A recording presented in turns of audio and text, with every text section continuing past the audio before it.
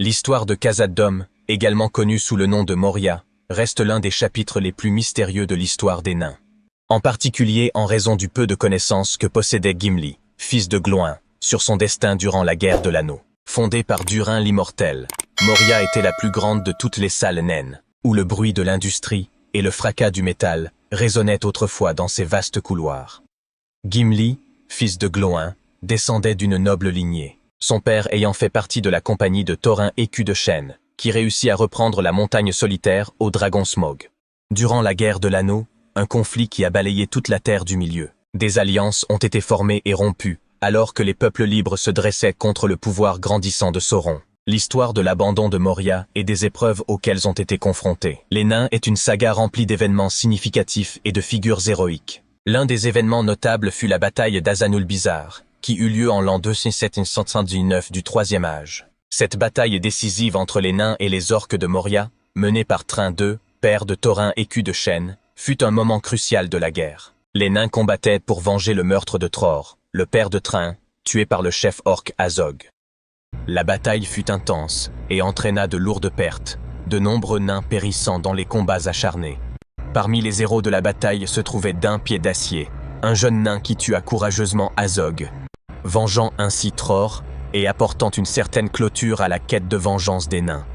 Malgré leur victoire, les nains étaient trop affaiblis pour reprendre Moria. La présence de Fléau de Durin, le Balrog qui se cachait dans les profondeurs, faisait en sorte que Moria restait un lieu de danger et de mort. Alors que Thrym et son peuple se retiraient, le sort de Moria devint celui de l'abandon, sa splendeur passée s'effaçant dans l'obscurité. Plus tard, Thrym se tourna vers Dain et supplia « Mais sûrement mes propres parents ne m'abandonneront-ils pas ?» Dain répondit « Non, tu es notre père, et nous avons combattu et saigné pour toi, et nous le ferons encore, mais nous n'entrerons pas dans Khazad-dûm. Tu ne t'aventureras pas seul dans Khazad-dûm. J'ai aperçu à travers l'ombre de la porte. Au-delà de l'ombre, le fléau de Durin t'attend toujours. Le monde doit changer, et une autre puissance doit s'élever avant que le peuple de Durin ne marche à nouveau dans Moria. » L'histoire de Thrym ne s'est pas terminée avec la bataille d'Azanulbizar. La perte de son père et l'incapacité à reprendre Moria l'ont profondément marqué. Thrym entreprit finalement une quête désespérée pour récupérer le dernier des 7 anneaux de pouvoir donnés aux nains, mais il fut capturé et emprisonné par Sauron dans les cachots de Dol Guldur.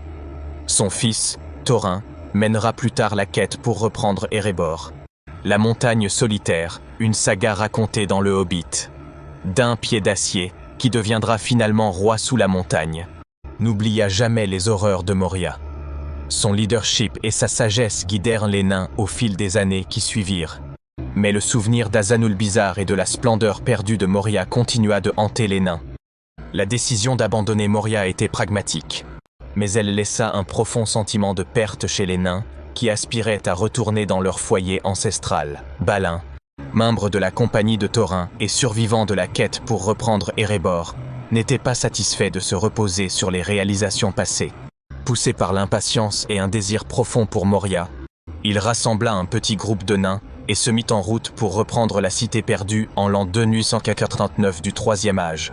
L'expédition de Balin était motivée par un mélange d'espoir, d'ambition et peut-être d'un peu d'imprudence. Le rêve de restaurer Moria à sa gloire d'antan était un puissant moteur. Au début, Balin et ses compagnons réussirent à reprendre certaines parties de Moria. Ils établirent une petite colonie, Balin assumant le titre de seigneur de Moria. Pendant une brève période, il sembla que les anciennes salles allaient de nouveau résonner de l'activité des nains. La colonie prospéra, quoique brièvement, car les nains parvinrent à redécouvrir certains des trésors et secrets perdus de Moria. Cependant, leur succès fut de courte durée. En 2194, une tragédie frappa lorsque Balin fut tué par un archer orc alors qu'il se tenait au Mirrormere, marquant le début de la fin pour la jeune colonie. Après la mort de Balin, les nains furent assiégés par des orques et d'autres créatures des profondeurs, aboutissant à une ultime résistance désespérée dans la chambre de Mazarbul. Les sombres archives de cette fin tragique furent plus tard découvertes par la communauté de l'Anneau, qui trouva le livre de Mazarbul relatant le destin de la colonie de Baleine. La chute de l'expédition de Balin souligna la nature périlleuse de Moria et la futilité de tenter de la reprendre sans force et alliés suffisants. Ce qui avait commencé comme une entreprise pleine d'espoir s'est transformé en un sombre récit de pertes et d'aspirations non réalisées. Malgré tout cela, Gimli restait ignorant des événements qui s'étaient déroulés à Moria. Plusieurs facteurs ont contribué à la méconnaissance de Gimli quant au sort de Moria.